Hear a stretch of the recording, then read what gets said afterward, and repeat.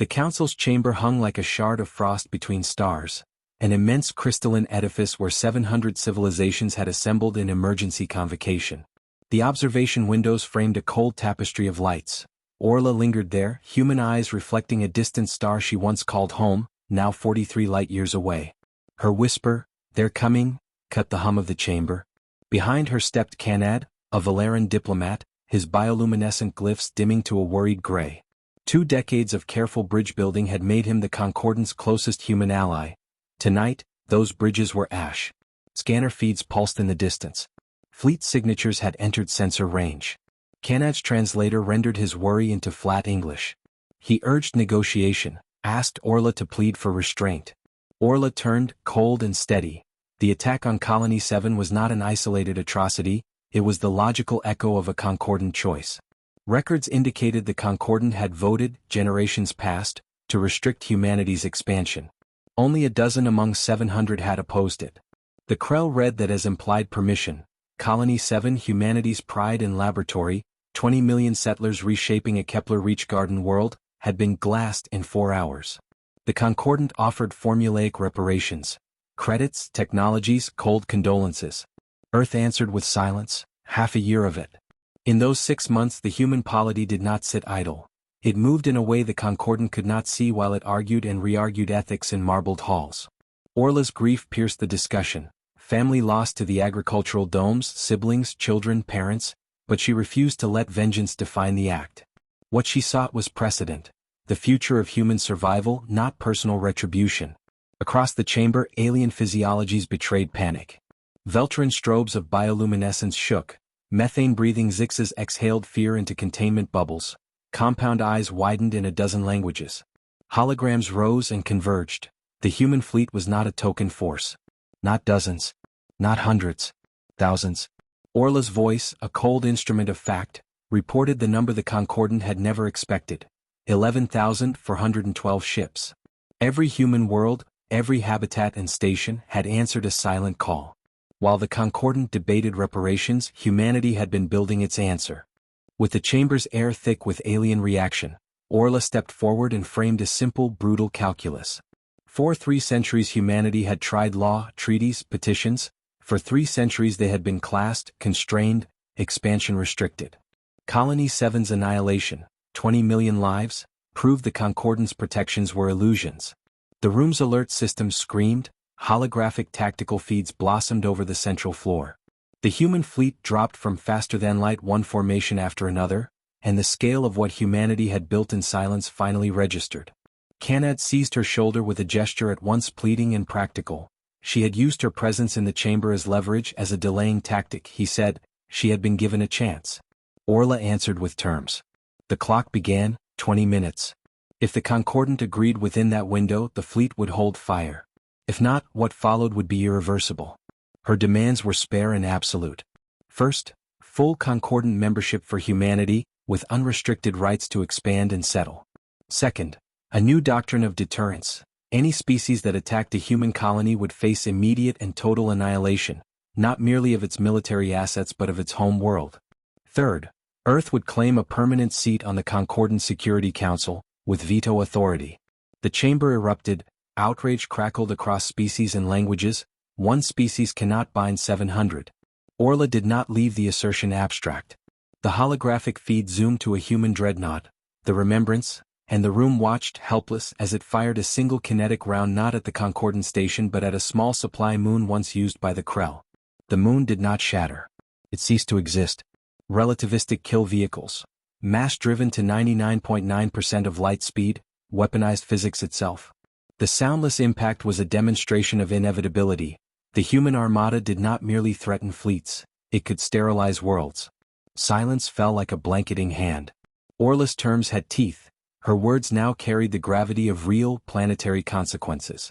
Where previously the Concordant had argued about principles and votes, now they confronted a material capability designed to guarantee survival through terror. Orla's voice hung in the crystalline room. The demand was deterrence, not tyranny. For centuries diplomacy had failed when measured against extermination. The human calculus had changed. When outrage swelled into accusations, Orla answered by opening the Concordant's own obsolete closets. She produced the Krell archives, communication logs that refused to be framed as mere history. Dozens of species had warned the Krell before Colony 7's obliteration. Some sent intelligence. Others ran resource calculations that predicted catastrophe. None of those species had cast the decisive votes to stop the attack. The Concordant had not only failed the colony, it had abetted a chain of decisions that culminated in genocide. She transmitted more than rhetoric. A data packet spilled across every delegate's console, a cold map of vulnerability. There, in clear coordinates, were the locations of every Concordat homeworld, every major colony and industrial nexus. For 6 months human targeting solutions had been perfected. Every operational human ship carried multiple kinetic kill vehicles calibrated to sterilize planetary surfaces. Systems of redundancy and automation ensured that if the manned fleet were struck down, built-in mechanisms could complete the mission regardless. The chamber absorbed the technical horror. Orla framed this not as a declaration of joy but as an unavoidable consequence of choices made in Marble Council rooms. If the Concordant destroyed the fleet, automated systems would carry retaliation forward. If they attacked Earth, the Rubicon would be crossed and mutual annihilation would unfold. Her terms were, in effect, an ultimatum for coexistence.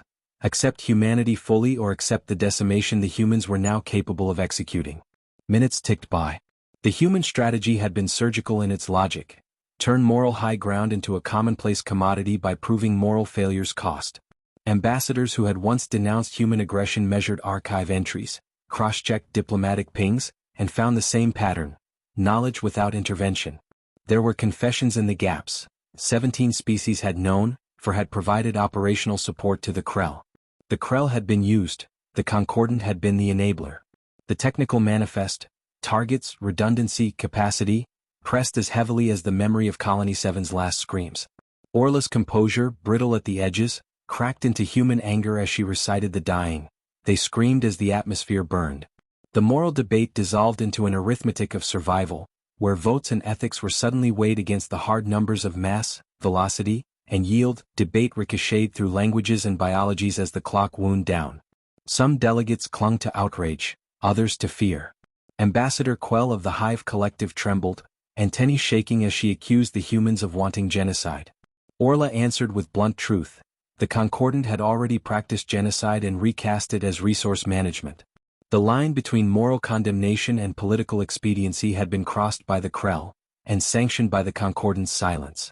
In a crucial moment, Kanad, Valeran, long a mediator, rose and confessed his own archival review.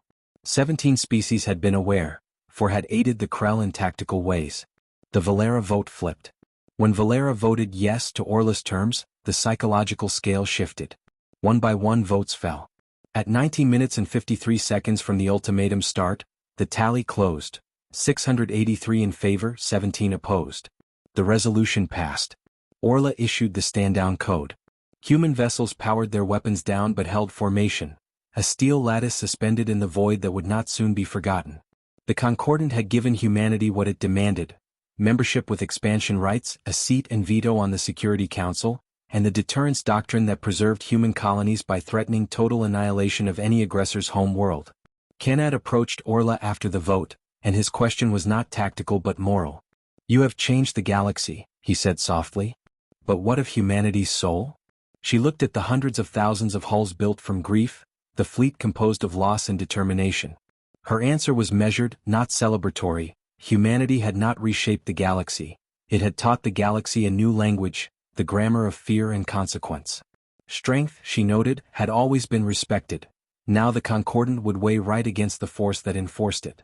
The closing image lingered, Orla's reflection against the starfield, the city of glass around her, and the thousands of human ships holding vigil.